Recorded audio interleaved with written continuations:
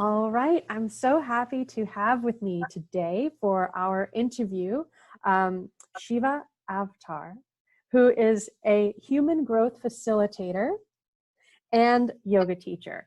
Well, the reason that I really wanted to connect with Shiva and bring his insights and wisdoms in today is because he's passionate about fostering healthy relationship with ourselves and interpersonally in all of the relationships that we cultivate. So I'm so excited to see where this conversation leads us today.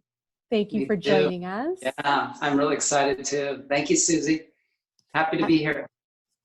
Thanks. So in the work that you do, in the growth that you've experienced, because I know in conversations as we've known each other, and in a lot of the people that I'm interviewing through this series, you know, our passion arises from personal experience. So what is it about relationship that makes you want to share this with everybody? What are these insights that are just like brimming?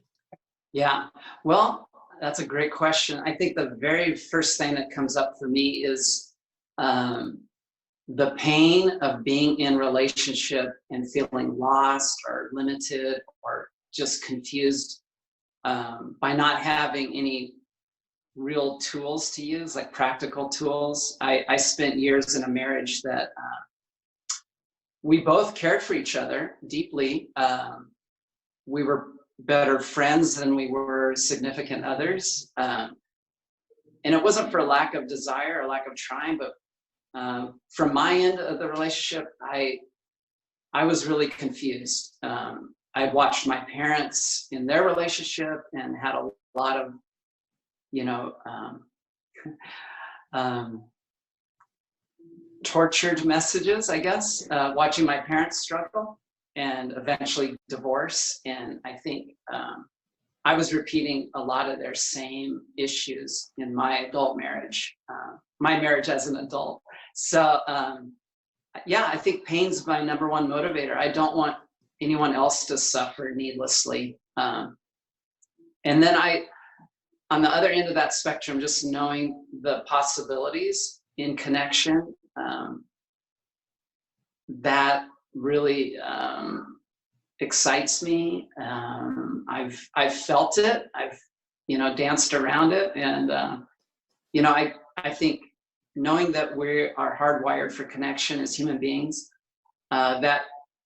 what that brings up for me is just endless possibilities of what we can do when we're in those relationships that resonate, that are about growth and development. And I think it's just a beautiful place to come from. I agree. And personally, having not been married for a very long time compared to some standards, I married my husband 7 years ago, but I know through my own process of growing and self-examination, it's really influenced the way that the two of us communicate. And so it's really been helpful, because as much as we are a product of what we grow up seeing and what is modeled for us, and sometimes we kind of reactionarily say, I won't be that. And just by having that, like, I'm not going to go there, we're still kind of putting that illustration in our story, right? Instead of really getting to the root of it. Why doesn't that work? Why isn't that successful? So it's really helpful to get perspective and to keep checking back in. Absolutely. Yep. So, so how do you see relationship? And I believe, as we were saying earlier, it's not only in romantic relationships, but it's all the interpersonal connections that we have. How do you think we can foster healthier connection? Yeah, I think the biggest takeaway for me has been around vulnerability. Whether it's an intimate relationship or a child-parent or any relationship, business, with clients, etc., fellow employees, just realizing that when I lower my shield or take a wall down around who I am and share some part of me or come to a relationship leading with vulnerability, that can really change the outcome of things. I don't personally have children, but watching other people who have children who come to them with vulnerability and not a hierarchical thinking.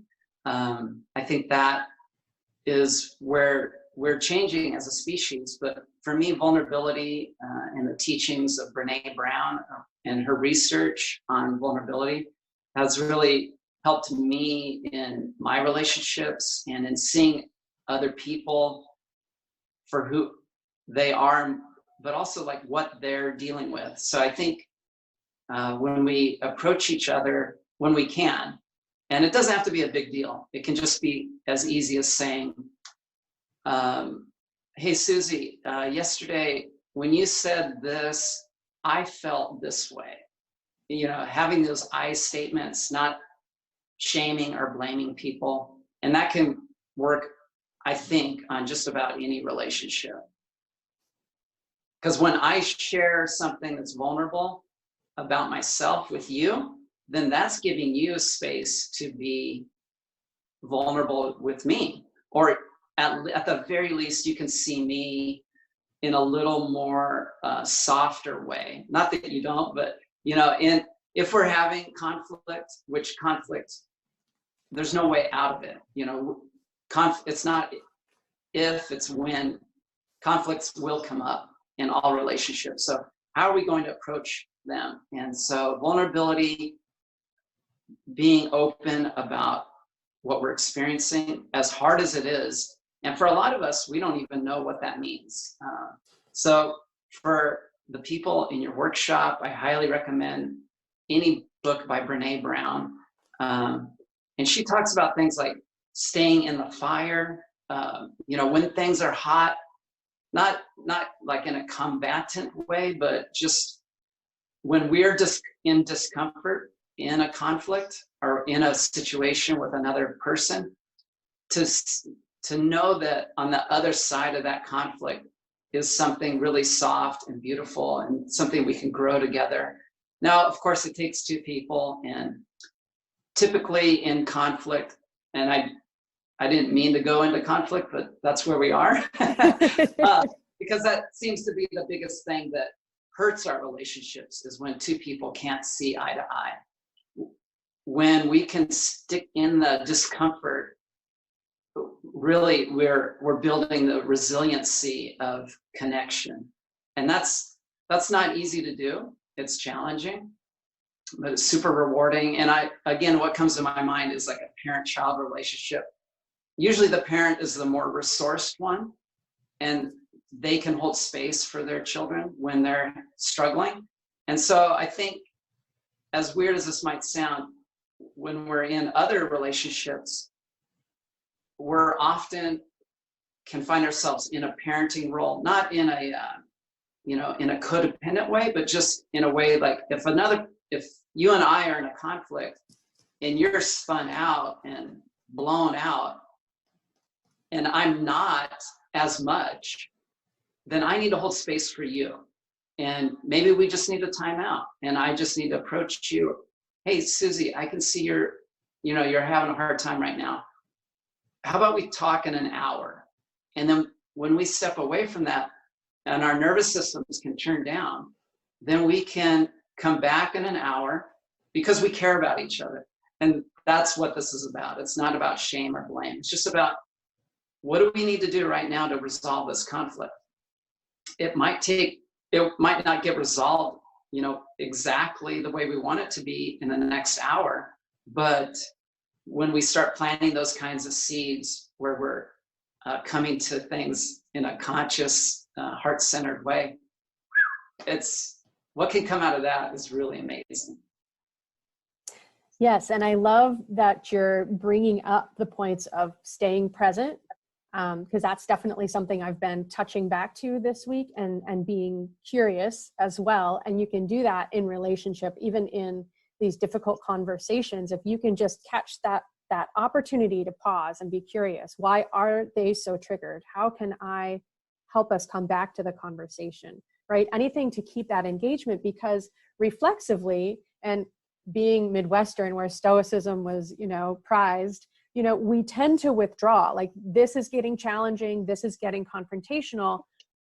I'm going to shut down because I can't go where this seems to be moving. And it's such a beautiful point that you're making, that it doesn't have to, the fire isn't about getting burned. It's about staying in that test and staying present so that you can stay open and get the lessons that are coming from this, instead of missing that opportunity and having to start from even further back next time you find yourself in that similar situation.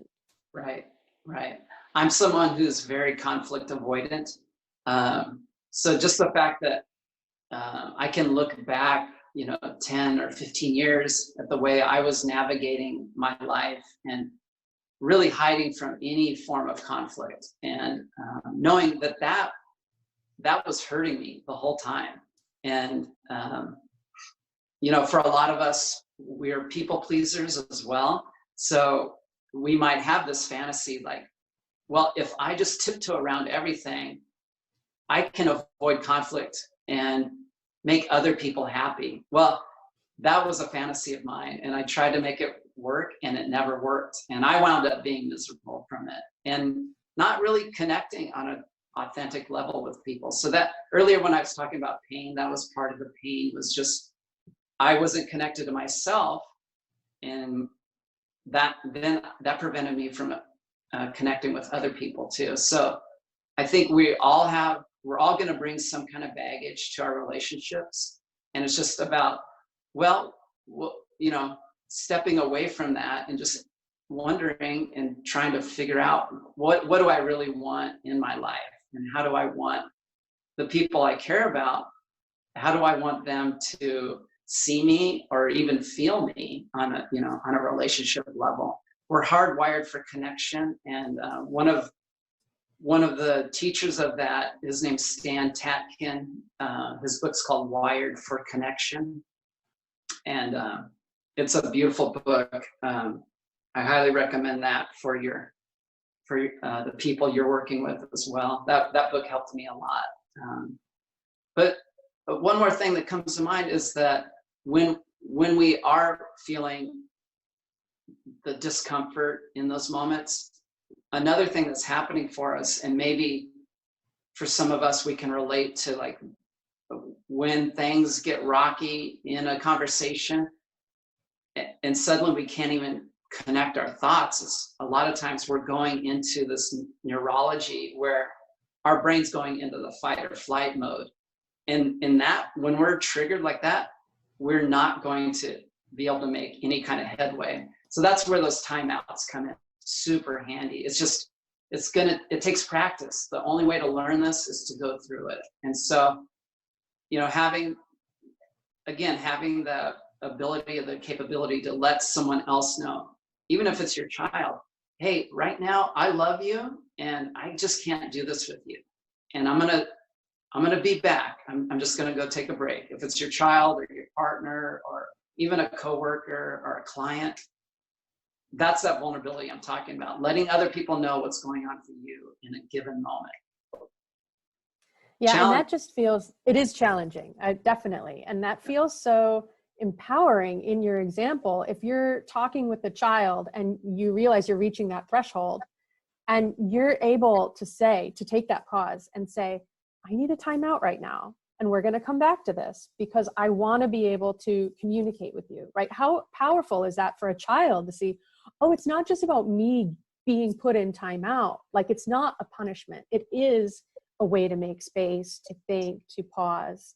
Like, that totally transforms that tool into a tool instead of a punishment. Yes. Yeah, exactly. I know I need to take some timeouts. Oh, we all do. We're all in this together. We all do. And that's something that I've really been trying to illustrate, to your point. Like, it takes practice, and we can't put these tools into use for the first time or the third time when we're in the fire. You have to be practicing that vulnerability, taking that pause and being curious about why feelings are being stirred up before we're in the heat of a situation where we are kicked back into that amygdala, and whatever habits and anything we've been cultivating, we really have to work to bring ourselves back into that. Yeah. Because we're wired to react in moments of stress like that. It's true. So we can lay the groundwork for that those moments where we can take the timeouts, one of the ways to lay the groundwork is just letting those people in your life know how much you appreciate them in those times when you aren't triggered, but you're present, and you can tell them something real about, hey, you know what? Here's one thing I really love about you, or whatever. And plant those seeds of compassion and connection and love. Then when I'm triggered, that can be in the background as well. I know this person loves me, and I know I don't, the other person can be saying, like, if I'm spun out, well, I know he loves me. Something's going on for him. And maybe they can be resourced in that moment because they know how much I love them, but I had to plant those seeds, months and years ago. So, for a couple, like an intimate couple, a partnership, a good way to lay some groundwork for when these other uncomfortable moments come is to have a daily ritual. Maybe that's first thing in the morning when they're having tea or coffee together, just spending, 5, 10, 15 minutes together, just connecting, being present with each other. Or maybe it's at the end of the day, they can share their day together, but having that priority time of a ritual that no one else gets that time except you and I. And that can be a parent and a child too. But those, especially when we're staying at home during this virus, we're in each other's space and we're not used to that. So this might be a good time to start those rituals. And then that way, when I've taken time to connect with you and we've done our ritual, and I can connect with myself in my own ritual, whatever that is, meditating, yoga, taking the dog on a walk. We all need our time individually, but also collectively. But that's building the interdependency as well, where we can come together, connect, and then go apart. And then that builds a desire, hey, I want to come back together later and connect again. So we're in relationship, we're out of it, and we're still connected. We still know I'm safe with that person. And if I'm spun out, I know they're going to soothe me. I know they'll support me, and I feel seen with them. Those 4 S's: safe, seen, soothed, and supported. That's a big game changer. And I learned that one from a guy named Jason Gaddis. I took I studied with him. The school's called the Relationship School. I'm plugging them, but I don't get anything from them. This is just a personal thing that helped me advance a lot in relationship skills. Yeah, and I think it's really important to recognize too, like it is something to continue coming back to continue looking at what can we improve, how can we make this better. I can't tell you how many times I'm watching TV or I'm reading a book, and you see the crisis form because people just aren't communicating. Yeah. And it's not even a conversation that shouldn't happen or can't happen, but to build that dramatic tension, this is withheld. And in life, that's so much the case too. I mean, life can be stranger than fiction. Those little things that we feel like it doesn't matter, or this person can't handle that, or I'll protect them by being the stronger person. I don't need to put that on them. As you said before, you're not really giving them the opportunity to know you completely and to accept you on all levels, which is so much more powerful. Yeah. And we all have our warts and, ugly parts, or we might even judge as being ugly, but really those things that make us human, those quirks. And let's face it, we're all irritating on some level. If I had to spend 8 hours with me, I'd find something that was irritating about me. So just, realizing those things and letting go of any kind of fantasy that the media has presented around what a relationship should look like. We're human beings. There's going to be ugly things, and that's okay. We can accept the shadow side and the light side. None of us are perfect. We all come from families that have their own baggage as well. So when I'm in a relationship with someone, hopefully I can realize too, like if someone's acting out, I don't know why. And they might not even know why either. So just having some compassion for people too is a good place to come from. And we could all use that right now and going forward, right? Yeah. I really, that's what I hope we can take out of this experience, this pause that we've been placed in, is building some of these practices, this foundation that can continue to serve us moving forward, that maybe we've never made the time or created the space before. So even though it might feel more hectic if you're working from home, I hear people are working in the US, like an average of 3 hours more a day if they're working from home, right? You know, and their employers might be putting stress on them. So being present and carving out that time for self and respecting your own needs is so important so that we can grow from this. Yes. And I'm a firm believer that nothing is a coincidence. The people that come into our lives are there to help us grow. And if it's an intimate relationship, usually we've attracted that person into our life to help us heal some old childhood wounds. And all of us carry around this inner child. And working with you, Susie, with the plant essences, you know, you address that in your work in many different ways as well. And all of us, you know, would really do well to tap into that inner child. That's a whole nother interview, I'm sure. But I think about that a lot, you know, especially when someone else in front of me is not being kind or not being compassionate. Trying to stay open to, okay, well, this has nothing to do with me, actually. And that's a good tool to keep in mind too in our toolbox of relationship skills, is most of the time I should not be taking anything someone else does personally, even though I want to. And many times I do, and that never benefits me in the long run. So yeah, we're talking about, you know, elevated thinking often here, and talking about, you know, self-actualization and big things. But we just take it a step at a time each day, try to do better, try to love more, try to be present more. It's definitely doable, but yeah, this is a lifelong process we're talking about. And it's so worth it. I'm so much happier than I was, you know, 10, even 5 years ago, because I try to do these things each day that I'm speaking of. And some days I do good and some days I don't, but I don't judge myself. I just get up the next day and try my best. Keep on coming back to it. Yeah. Beautiful.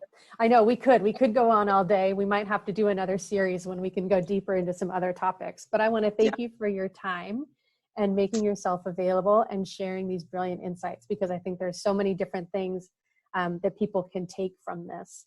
And as I've said with other resources, like, you can come back to it another time and listen to it and find another completely different thing. It didn't speak to you the first time, but it's what you need right now. So I love having this available so people can take what they need, what's going to serve them and benefit. Yeah, it's my joy. I'm so stoked to be a part of this with you. Thank you so much. I look forward to more collaborations. Yeah, me too, Susie. Thank you. Thank you.